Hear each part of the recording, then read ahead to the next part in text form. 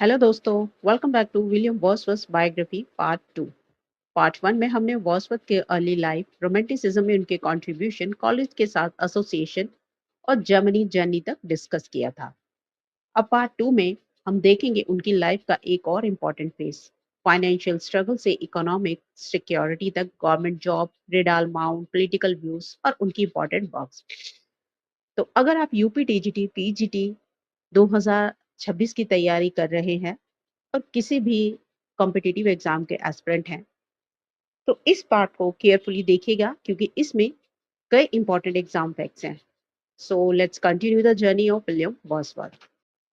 William Wordsworth ushered in the Romantic age in English poetry by breaking away from the artificial poetic diction of neoclassical age and bringing poetry closer to nature, emotion, and ordinary human life. William Wordsworth को English romantic as का एक major कवि माना जाता है, Pioneer माना जाता है, पथ प्रदर्शक माना जाता है। उन्होंने नियो क्लासिकल पोइट्री की आर्टिफिशियल पोएटिक डिक्शन और रिजिड कन्वेंशन से ब्रेक किया, यानी कि उनके जो बेकार की जो उन्होंने रीतियां बनाई हुई थी, आर्टिफिशियलिटी की, उनके लिखने का स्टाइल था, उन सब रूल्स को उन्होंने तोड़ दिया। वर्ड्सवर्थ ने पोएट्री को नेचर, ह्यूमन इमोशंस और ऑर्डिनरी लाइफ के क्लोजर लाया, करीब लेकर आए। इसी वजह से उनका जो कंट्रीब्यूशन है इंग्लिश रोमांटिसिज्म के डेवलपमेंट में बहुत ज़्यादा इम्पोर्टेंट माना जाता है। William Wordsworth became a major poet of the Romantic Age. He wrote about ordinary men and common life in simple natural language. Because of his outstanding contribution to English poetry, Wordsworth was appointed Poet Laureate in 1843, following the death of Robert Southey in the same year. He remained Poet Laureate from 1843 until his death in 1850. After Wordsworth's death in 1850, Alfred Lord Tennyson succeeded him as Poet Laureate. Wordsworth married Mary Hutchinson in 1802. Wordsworth romantic as के एक major point थे। उन्होंने ordinary जो साधारण आम इंसान है और कॉमन लाइफ है उसको अपनी पोइट्री का सब्जेक्ट बनाया और सिंपल और नेचुरल लैंग्वेज का यूज किया, यानी आम आदमी की जो बोलचाल की भाषा होती है उसका यूज किया। इंग्लिश पोइट्री में उनके आउटस्टैंडिंग कंट्रीब्यूशन को रिकॉग्नाइज करते हुए 1843 में रॉबर्ट सदे की डेथ के बाद वर्ड्सवर्थ को पोएट लॉरिएट अपॉइंट किया गया, यानी कि राष्ट्रीय कवि घोषित किया गया इंग्लैंड का। वो 1843 से 1850 तक पोएट लॉरिएट रहे, यानी अपनी डेथ तक। वर्ड्सवर्थ की डेथ के बाद 1850 में अल्फ्रेड लॉर्ड टेनिसन उनके सक्सेसर बने, यानी उनके बाद अल्फ्रेड लॉर्ड टेनिसन राष्ट्रीय कवि बने एज अ पोएट लॉरिएट। और एक important personal fact, William Wordsworth ने मैरी हचिंसन से 1802 में शादी की थी। Wordsworth had a daughter, Caroline, from his relationship with Annette Wallin. As a poet, Wordsworth is remembered for his spiritual and epistemological explorations, especially his concern with the relationship between human beings and nature. He advocated the use of the language of ordinary people in poetry and rejected the artificial poetic diction of the neoclassical tradition. In 1794 to 95, Wordsworth spent time between London and the Lake District. In September 1795, William Wordsworth and his sister Dorothy settled at Reesdown Lodge in Dorset. Wordsworth की personal life का एक important fact है, उनकी एक daughter थी Caroline, जो उनकी affair जो फ्रेंच वुमेन थी एनेट वेलन, उनकी गर्लफ्रेंड थी एनेट वेलन, फ्रेंच जो फ्रांस का टूर था उस दौरान बनी थी। उनके साथ रिलेशनशिप में उनकी एक बेटी हुई थी कैरोलिन। तो ये पॉइंट्स आप जरूर याद रखिएगा। एज अ पोएट वर्ड्सवर्थ की पोइट्री में स्पिरिचुअल और एपिस्टोमोलॉजिकल एक्सप्लोरेशन मिलती है। एपिस्टेमोलॉजिकल का मतलब होता है नॉलेज, यानी नॉलेज हम कैसे एक्वायर करते हैं, हम यानी कि ज्ञान को कैसे हासिल करते हैं, और ह्यूमन माइंड यानी कि हमारा जो दिमाग है, हमारा जो मस्तिष्क है, कैसे उसे अपनाता है, कैसे उसे आगे लेकर बढ़ता है। वर्ड्सवर्थ का मेजर कंसर्न था ह्यूमन बीइंग्स और नेचर के रिलेशनशिप को एक्सप्लोर करना, उसे और ज्यादा ढूंढना, यानी उन दोनों के ह्यूमन बीइंग्स और नेचर का जो रिलेशनशिप है उसके बारे में और ज़्यादा खोज करना। उन्होंने पोएट्री में ऑर्डिनरी लोगों की जो लैंग्वेज थी, उसको इम्पोर्टेंस दी और नियो क्लासिकल पोएट्री की आर्टिफिशियल पोएटिक डिक्शन को, यानी पोएटिक स्टाइल था आर्टिफिशियल लैंग्वेज का, यानी जो ऐसी लैंग्वेज जो किसी को समझ नहीं आती, बड़े-बड़े लोगों को काफ़ी टफ वर्ड्स होते हैं, उसको रिजेक्ट किया। 1794 से 95 के पीरियड में वर्ड्सवर्थ ने अपना टाइम लंदन और लेक डिस्ट्रिक्ट के बीच में स्पेंड किया और सितंबर 1795 में विलियम वर्ड्सवर्थ और उनकी sister Dorothy Wordsworth Racedown lodge Dorset में सेटल हुए। ये वर्ड्सवर्थ के पोएटिक डेवलपमेंट का एक इंपॉर्टेंट फेज था। At Racedown Lodge, Wordsworth wrote his only completed play, the tragedy The Borderers.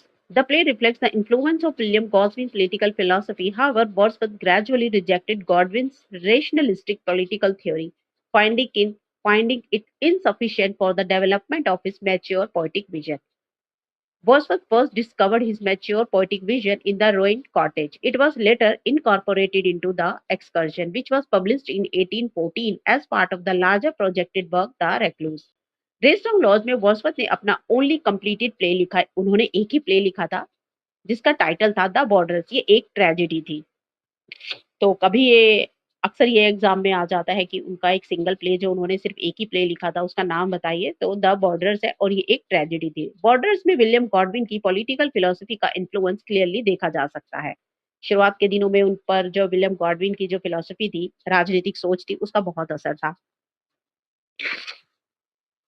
लेकिन ग्रेजुअली वर्ड्सवर्थ ने गॉडविन की रेशियलिस्टिक पॉलिटिकल थ्योरी को रिजेक्ट कर दिया। यानी धीरे-धीरे जब इंसान नई-नई ज़िंदगी के एक्सपीरियंस करता है तो धीरे-धीरे उसकी सोच भी बदलती है। इसी तरह वर्ड्सवर्थ के साथ भी हुआ। पहले वो विलियम गॉडविन की जो सोच थी उसके साथ काफ़ी ज़्यादा मैच उनकी सोच करती थी, पर धीरे-धीरे उन्होंने इसे रिजेक्ट कर दिया क्योंकि उन्हें लगा कि सिर्फ रीज़न और पॉलिटिकल थ्योरी ह्यूमन लाइफ और ह्यूमन नेचर को कंप्लीटली एक्सप्लेन नहीं कर सकती।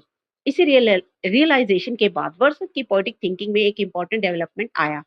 उन्हें अपनी मैच्योर पोएटिक विजन पहली बार द रूइन कॉटेज में मिली। लेटर द रूइन कॉटेज को द एक्सकर्जन में इनकॉर्पोरेट किया गया। द एक्सकर्जन 1814 में पब्लिश हुआ और ये वर्ड्सवर्थ के larger projected work the recluse का पार्ट था। The Recluse was conceived as Wordsworth's great masterwork, a project that occupied him throughout his literary career. The idea from the poem was encouraged by S.T. Coleridge. In 1797, Wordsworth moved to Alfoxden House near Neather Stowaway in Somerset to be closer to S.T. Coleridge. In 1798, Wordsworth also worked on a prose piece outlining his developing ideas about justice, morality, and human nature, known as an essay on morals. The recluse को Wordsworth ने अपने great master work के रूप में अपनाया था, conceive किया था। ये एक ऐसा एम्बिशियस प्रोजेक्ट था उनका जो उनके पूरे लिटरेरी करियर के दौरान उनके माइंड में बना रहा। इस लार्जर पोएटिक प्रोजेक्ट का आइडिया एस.टी. कॉलरिज के साथ उनकी इंटेलेक्चुअल पार्टनरशिप से क्लोजली कनेक्टेड था। 1797 में वर्ड्सवर्थ अल्फोक्सटन हाउस चले गए जो नीदर स्टोवे के पास सोमरसेट में सिचुएटेड था। यह मूव करने का एक मेजर रीजन था एस.टी. कॉलरिज के पास रहना। 1798 में वर्ड्सवर्थ ने प्रोज में भी अपने डेवलपिंग आइडियाज को एक्सप्रेस करने का अटेम्प्ट किया, यानी कोशिश की। इस वर्क को एन एसे ऑन मोरल्स के नाम से जाना जाता है, जिसमें जस्टिस, मोरालिटी और ह्यूमन नेचर जैसे आइडियाज पर उनकी थिंकिंग डेवलप होती हुई दिखाई देती है। Wordsworth could not complete his prose work and essay on morals during his lifetime. In the same year, 1798, Wordsworth traveled to Germany with S.T. Coleridge and Dorothy Wordsworth. During their stay in Germany, Coleridge became acquainted with German philosophy and literature. This intellectual influence later contributed to his critical and philosophical writings, including Biographia Literaria published in 1817. Wordsworth also wrote a number of important poems during his stay in Germany, including poems that later appeared in lyrical ballads. Later, differences and growing tensions between Wordsworth and Coleridge led them to work increasingly apart.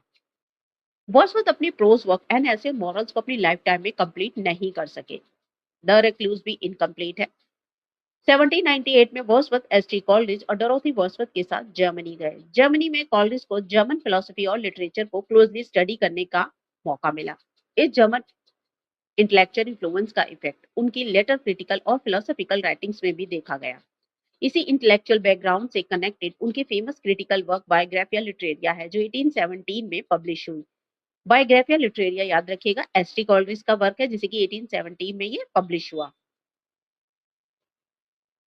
Germany में Wordsworth ने भी several important poems लिखी। बाद में Wordsworth और Coleridge के बीच differences और tensions बढ़ने लगे और दोनों ग्रेजुअली अलग-अलग काम करने लग गए। In 1799, Wordsworth and his companions returned from Germany to England. Wordsworth remained financially poor during the early years of his career. The period from 1798 to 1808 often regarded as one of the most productive and significant decades of Wordsworth's poetic career. In 1802, Wordsworth and his family moved to Allenbank, a larger house in Grasmere.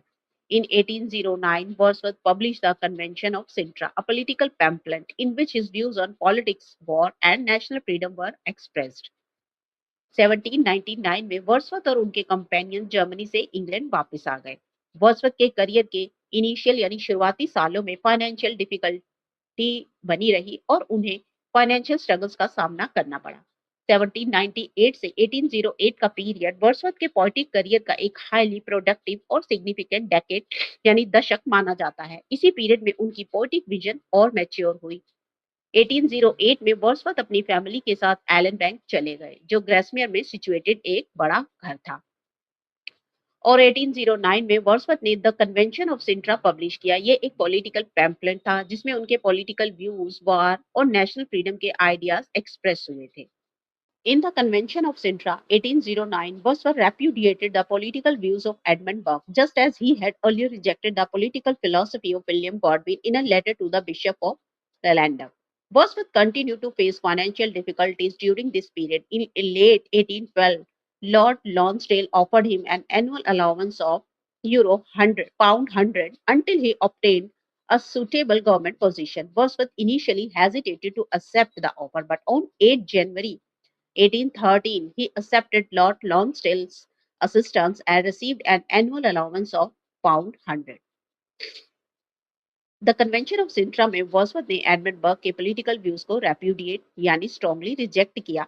ये उसके earlier intellectual development से भी connected था, क्योंकि a letter to the bishop of Llandaff में Wordsworth ने William Godwin की political philosophy से अपना डिसएग्रीमेंट एक्सप्रेस किया था। वर्ड्सवर्थ को अपने करियर के इस फेस में भी फाइनेंशियल मुश्किलें यानी डिफिकल्टीज को देखना पड़ा, फेस करना पड़ा। बाद में 1812 में लॉर्ड लॉन्सडेल ने वर्ड्सवर्थ को पाउंड 100 पर ईयर की एनुअल अलाउंस ऑफर की, जब तक उन्हें एक सुटेबल गवर्नमेंट पोजीशन ना मिल जाए। वर्ड्सवर्थ ने शुरुआत में इस ऑफर को एक्सेप्ट करने में वो झिझके, हेजिटेट हुए, लेकिन 8 जनवरी 1813 को उन्होंने लॉन्सडेल की असिस्टेंट को यानी कि उनके अंडर काम करने को एक्सेप्ट कर लिया और उन्हें पाउंड 100 पूरे साल के पर ईयर के अलाउंस मिलने लगी। In 1813, Wordsworth was appointed distributor of stamps for Westmoreland, a position connected with the local post office. He received this government appointment a few months after accepting Lord Lonsdale's annual allowance. With greater economic security, Wordsworth moved to Riddal Mount in 1813, which remained his final home for the rest of his life. In 1810, the artist Joseph Wilkinson published select views in the Cumberland, Westmoreland, and the Lancashire, a volume of engravings depicting landscapes of the region. 1813 में Wordsworth को Westmoreland में distributor of stamps का government post मिला, जो local post office administration से connected था। ये appointment उन्हें लॉर्ड लॉन्सडेल की एनुअल फाइनेंशियल असिस्टेंस एक्सेप्ट करने के कुछ महीनों के बाद मिली। अब वर्ड्सवर्थ को कंपैरेटिवली इकोनॉमिक सिक्योरिटी मिल गई थी, यानी कि अब फाइनेंशियली जो प्रॉब्लम्स चल रही थी वो खत्म हो गई थी। इसी साल 1813 में वो रिडाल माउंट शिफ्ट हो गए। रिडाल माउंट उनका फाइनल होम बना, यानी कि उन्होंने काफी घर चेंज किए, जैसे कि डोरोथी के साथ रेस राउंड रहे, अल्फोक्सन हाउस रहे और फाइनल में वो कहाँ आए, फाइनली रिडाल माउंट में। तो आप सभी जो उनके अवार्ड्स हैं, इसके ऊपर भी हमने सेपरेट वीडियो बनाई हुई है विलियम वर्ड्सवर्थ के सभी अवार्ड के ऊपर, तो आप उसको देख लीजिएगा, जहां वो अपनी लाइफ के रिमेनिंग ईयर्स में रहे। एक और इम्पोर्टेंट फैक्ट, 1810 में आर्टिस्ट जोसेफ विल्किंसन ने select views in Cumberland, Westmorland and Lancashire publish किया, जिसमें इस रीजन के ब्यूटीफुल लैंडस्केप्स के इंग्रेविंग्स इंक्लूडेड थे। Wordsworth wrote the introduction to Joseph Wilkinson's Select Views in Cumberland, Westmoreland, and Lancashire 1810. In 1822, he expanded and revised this introduction, which was published as a separate work entitled A Guide Through the District of the Lake in the North of the England. Joseph Wilkinson की select views in Cumberland, Westmorland and Lancashire के लिए Wordsworth ने introduction लिखा था। बाद में 1822 में Wordsworth ने इस इंट्रोडक्शन को एक्सपांड यानी बढ़ाया, बड़ा किया और रिवाइज किया। ये एक्सपांडेड वर्जन एक सेपरेट वर्क के फॉर्म में पब्लिश हुआ, जिसका टाइटल था a guide through the district of the lakes in the north of England. ये वर्क लेक डिस्ट्रिक्ट के लैंडस्केप और नेचुरल ब्यूटी को समझने के लिए इंपॉर्टेंट माना जाता है।